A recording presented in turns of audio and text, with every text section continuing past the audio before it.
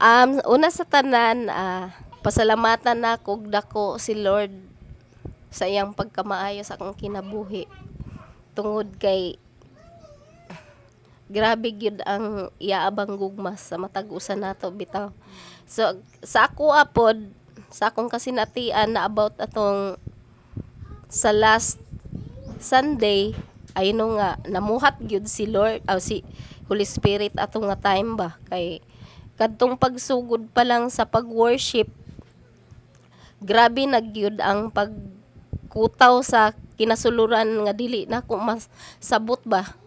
kanang naang sa akong gibati hangtod sa pagwali atong nga time kadtong about atong the right attitude bitaw amidst of crisis kay grabe ato ba nga time ay admit gyud atong nga time nga about atong tuang sa attitude ba kay sa tuwa ba to lahi-lahi man jud tag mga kinaiya kay sa kuha ato nga kuan kay about atong pag naay mga pagsulay naay mga kalisdanan kay sa kuha ako jud nang gina-admit sa akong kaugalingon nga pag naa ang mga pagsulay o kanang naang kalisdanan ba mo musunod gyud day na ang kabalaka musunod jud day na ang kabalaka sa kuha ba dayon kana din sa dihang mabalaka nako kay magsunod-sunod na dayon ang mga kuan bitaw kanang mga kana bang magkatay-katay na ba bisag unsay panghunahuna hangtod nga maluya ingon ana hangtod maluya din usahay kuan ba kanang nang maapil pa si Lord ba kuan day na kana bang mag-complain bitaw dayon kana ba kanang pag-complain dayon ba ako jud nang ginaangkon gid sa akong kaugalingon ba nga naagid ko ana ba but dito dayon ko na kuan bitaw sa kuang pag nahimasmasan gid ko ato nga time kay kuan kanang nang pag-abot ato nga instead nga na si Lord nga mututok ta kay Lord kay makatutok man hinuon sa kaugalingon din sa nakapalibot ba nya si Lord baya moy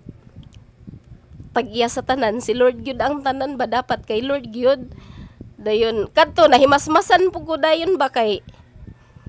naayos ako abitaw naayos ako ang nahimo kong gawas nun ato nga time kay nakuan gyud din sa ako ang kaugalingon ba ay tuod no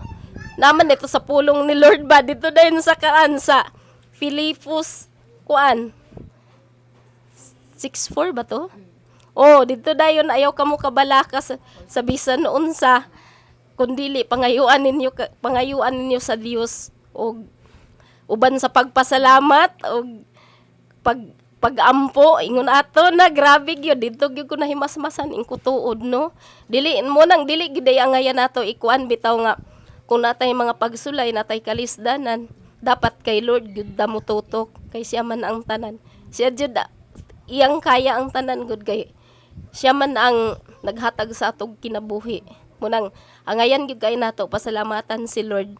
taliwala sa kalisdanan og kanang mga pagsulay na di gyud ta dapat mabalaka gyud kay naman si Lord pero kasagaran man gud sa to mga ay dili pud tanan ha sa kuha lang ba sa ako nga side kanang kasagaran sa Kristohanon na pero kanang maglantaw paghihapon ta sa kuan ba madala pa ta sa kalisdanan inignanay pagsulay kay kuan dayon kabalaka dayon pero dili gyud di ay hinumduman gyud kana gyud akong ginamduman sa kuang kaugalingon ba nga ang pulong ni Lord diha sa Filipos 4:6 kana gyud grabe mo nang diha ko nahimong gawas nun gyud grabe salamat jud kay sa Ginoo ba din salamat pod kay sa iyang gigamit nga si Daddy napasalamat pug ko kay about atong gisgot ni Daddy nga kuan ba physical and emotion dito grabe pod to ga kay ako sa tinuod lang pero ay no nga kitang tanan namang gud emosyon pero kana ba dapat kabalo gyud pud ta mo kuan kanang mo control sa atong emosyon ba kay nakabalo ta nga nangalagad ta kabalo gyud ta nga nagyud si Lord nga dili gyud ta niya pasagdan kana inaana munang dako gyud kay kog pasalamat munang akong ihatag gyud ang dungog himaya pasalamat dihara gyud sa atong buhi nga Dios amen.